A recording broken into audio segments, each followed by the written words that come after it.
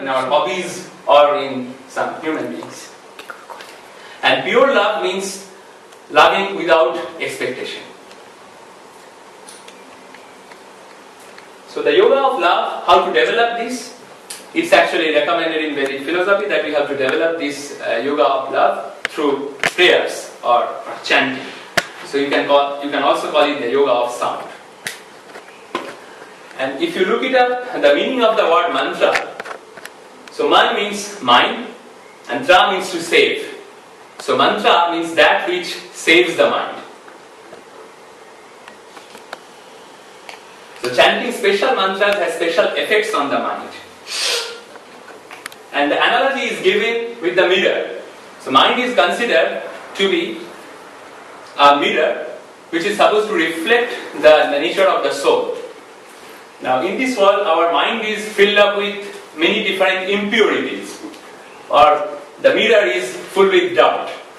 It's the dirt of our bad actions, the dirt of our stress, anxiety, or the dirt of greed, anger, many things, right? Now when you perform this yoga of sound, it cleanses this dirt from the mirror, so the mirror becomes clear and you can see yourself better. In other words, through the mind you can see your true identity, which is the soul. And then once you see your true identity, it becomes easy to connect to the universal soul, or to perform the yoga. And I would like to refer to some scientific study on chanting. Just a few examples. In 2009, Sarah Laser, a psychologist at Harvard Medical School, she did some study on how some specific chanting can alter the physical structure of the brain. Of course, towards the positive effect. So it can increase the grey matter and stuff like that. So that she established. Then there is a research at Florida State University under Professor Neil Abel, who works on social studies. He studies that there are some mantras which are called Mahamantras in Vedic philosophy that reduces stress and anxiety. So he did 3 control groups. So one group was given one Mahamantra, the other group was given one non-Mahamantra, some other mantra, and the third group was given as the base mark. And then they made them practice through several months. And after that, so after practicing and before practicing, they did some experimenting. For example, asking them some questions, or showing them something, or talking to them in a way and studying their reactions, and then performing statistical analysis by ANOVA technique, and then reporting the results. And you can also look it up, a paper in NCBI database, which talks about the MRI study of Om chanting. Okay? And there are many, you can find. And all the religions, for example, be it Christianity, you can see that there is choir in the church, right? Even in Islam, there is namaz, prayer 5 times a day. And this Om or Mahamantra or any other kind of mantra, they are part of the Vedic philosophy. So, and people have studied that the specific mantras have specific benefits. So you can give it a thought that it might not be all meaningless, or it might not be just bullshit. It may have some meaning, because at least you can see some scientific evidence. So finally, I would like to compare with the different form of yoga. So I talked about 4 types of yoga, right? The yoga of exercise, the yoga of knowledge, the yoga of action, and the yoga of love. The yoga of exercise is the most difficult one, because it has 8 stages. You have to purify yourself from one stage to the next, and it's very difficult to achieve, at least for me. And then the yoga of love, which is through chanting, is the easiest one, according to many yoga experts. And also I find it to be the easiest one. And the yoga of knowledge and yoga of action is in between these two. Okay, so it's not impossible, but it's difficult, like doing some action without expecting anything. And what I want to stress is that materialistic science can verify only the physical side effect of yoga. So any kind of yoga you perform, be it the yoga of love or yoga of the physical exercise, whatever scientists can study through MRI, brain image, that's only the side effect. Okay? But the real effect, that means the proof of the inner effect, that science cannot verify. That's for you to verify. So the proof is in the pudding. So you can experiment on yourself and then verify whether it's true or false, or whether it's acceptable to you or not acceptable to you. Okay. So I'd like to end my talk here, and I will accept questions if you may have. What kind of chantings should we do then to purify our brain? Okay, as I said, that there are many kinds of mantras, so which one suits you the best? So if you find that reading namaz is doing good to you, or you're feeling better, then maybe you can read some verses from the Quran. Okay? Or if the whole mantra is doing good to you, you can do that. So or it can be any mantra. Yeah, that's doing good to you. But of course, in the Vedic philosophy, it's mentioned that there are some special mantras which are called Maha Mantras, which include the benefit of all other mantras. Okay. So if you are interested, I can talk about it later, offline.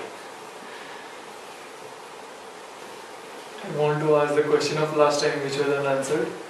Okay. Last class, I had asked that means hurting to different souls has the same negative impact on our balance, or is it the same? I didn't understand. If we hurt two different souls, yeah. Suppose we cut a tree and we suppose we cut an animal. So does it have the same negative? Does it contribute to the negative of our karma balance? And does it contribute the same amount?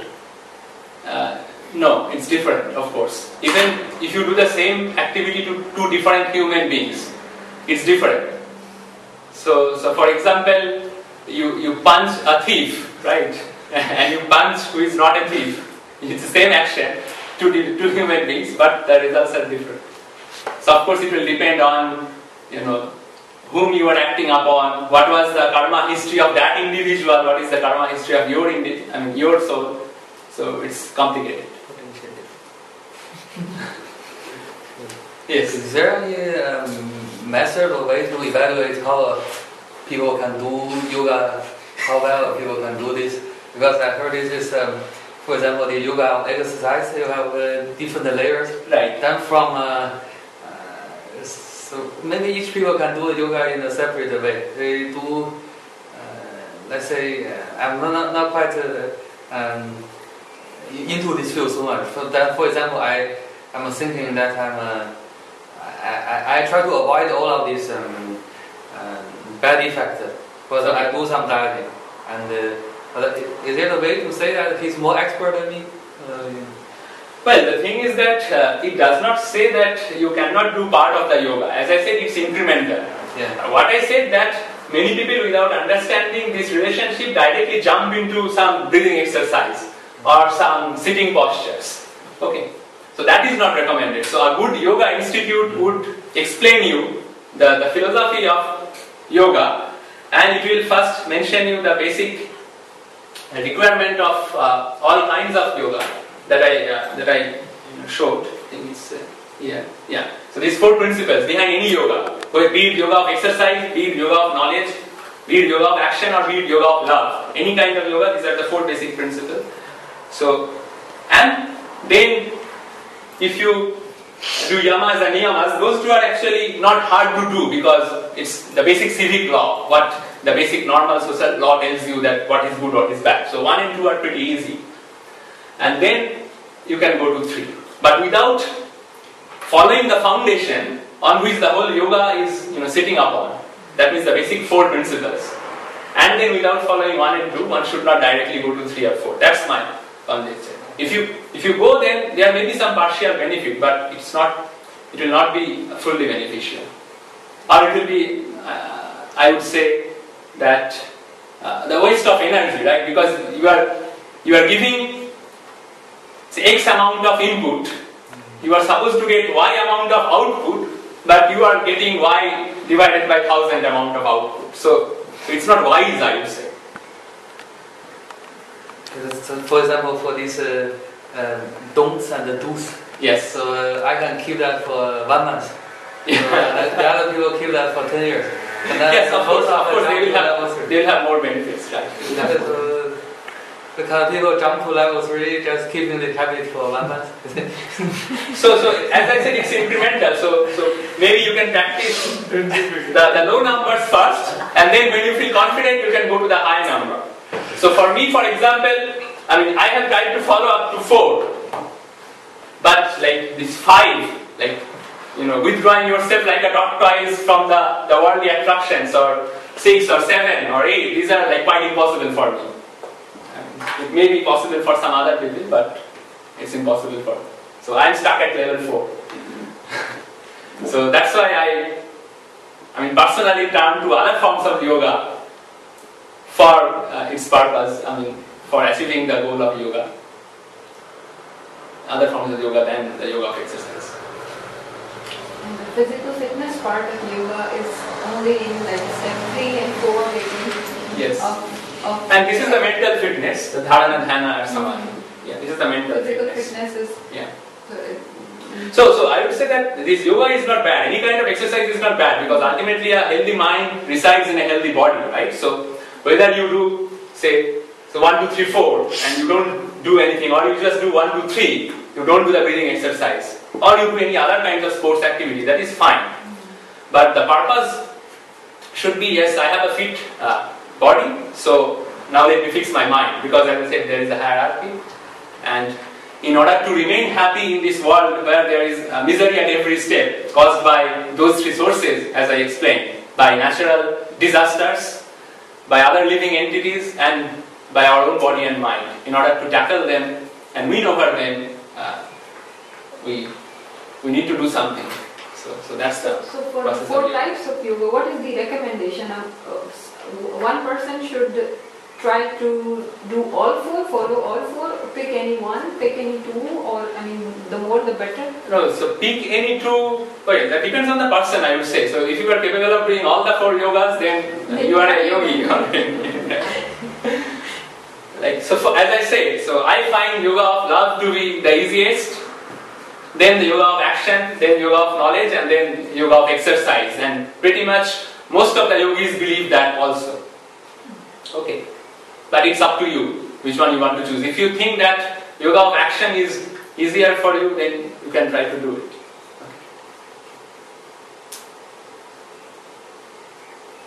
Okay. Next, any other question? Which is the liberation step? You were talking about this samadhi. Oh, okay. No. So this is the process, right? So samadhi means, as I said, it's a higher level of meditation. Soul goes out.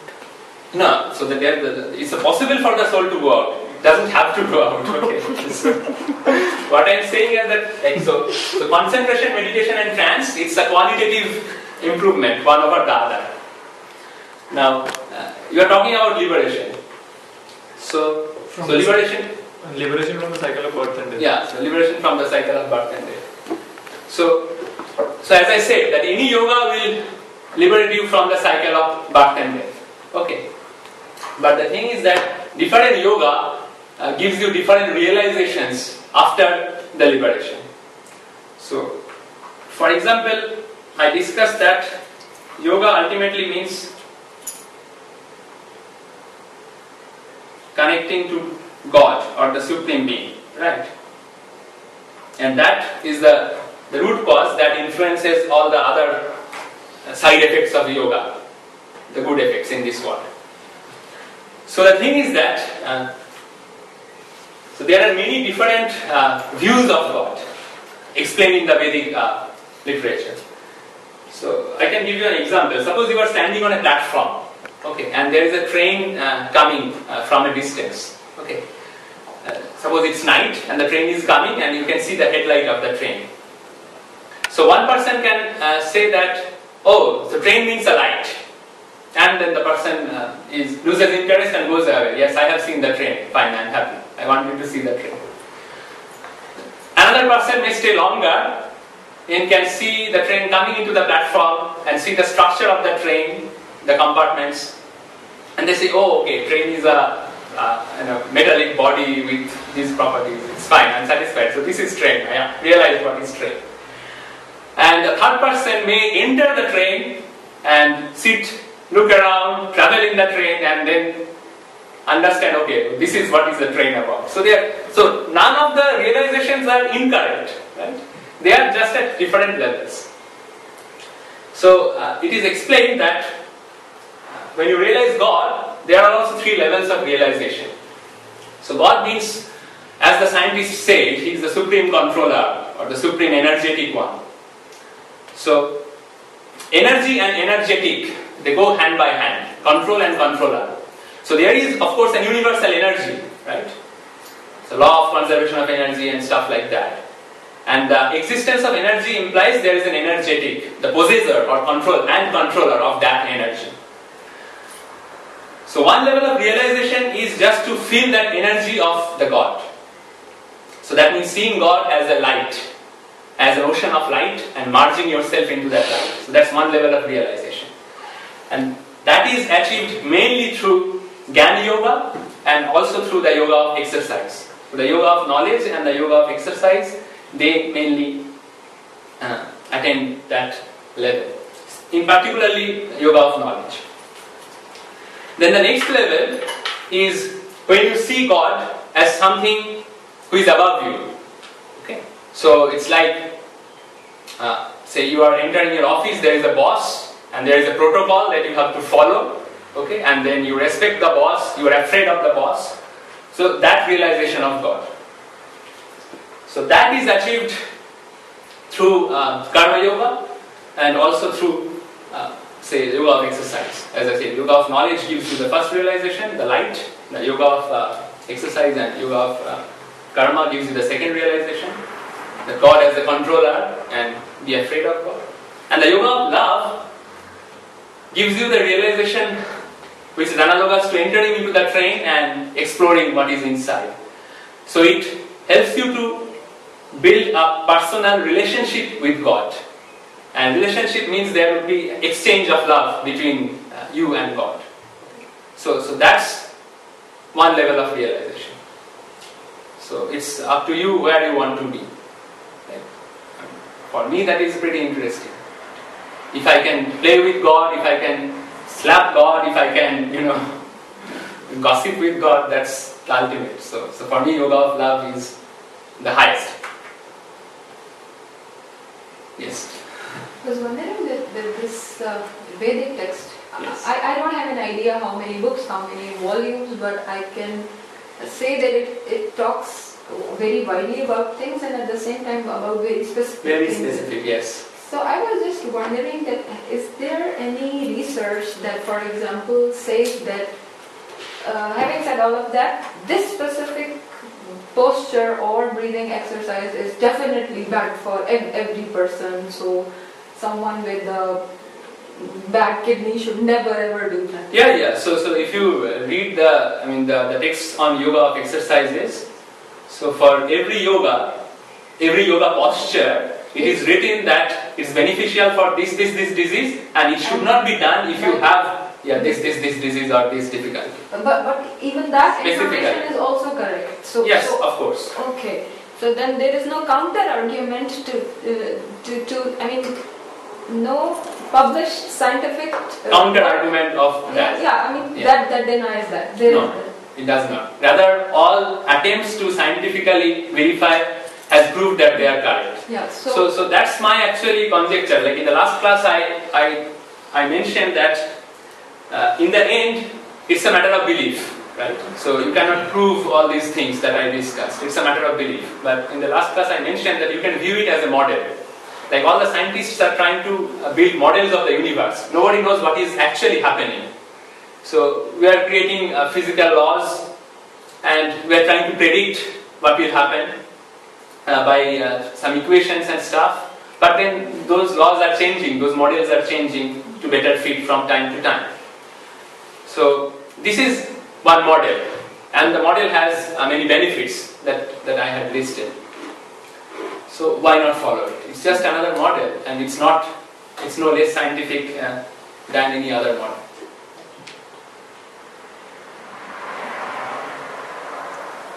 Any other question?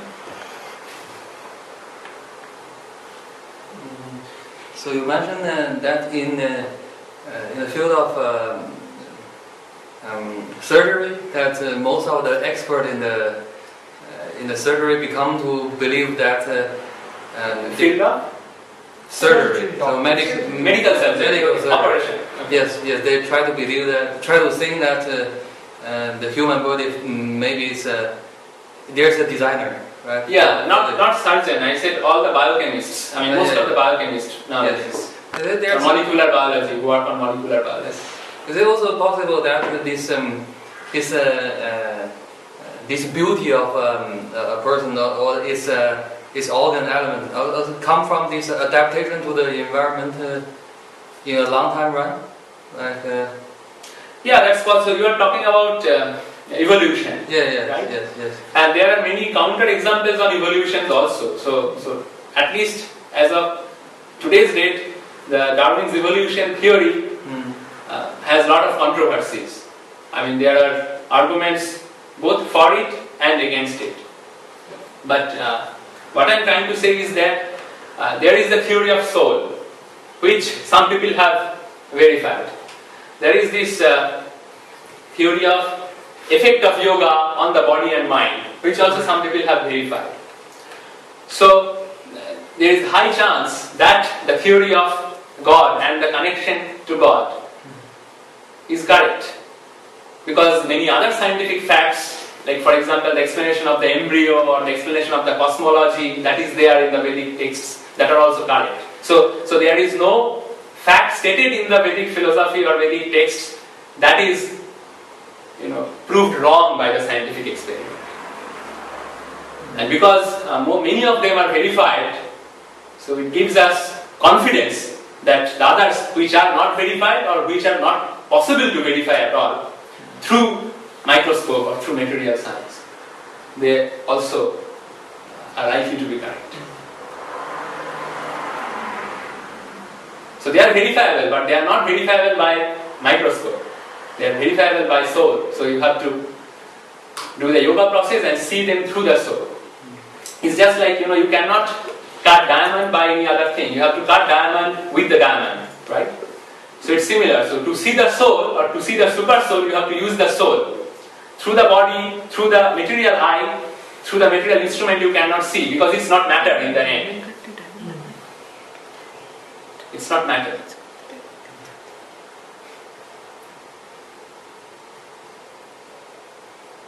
Any other question?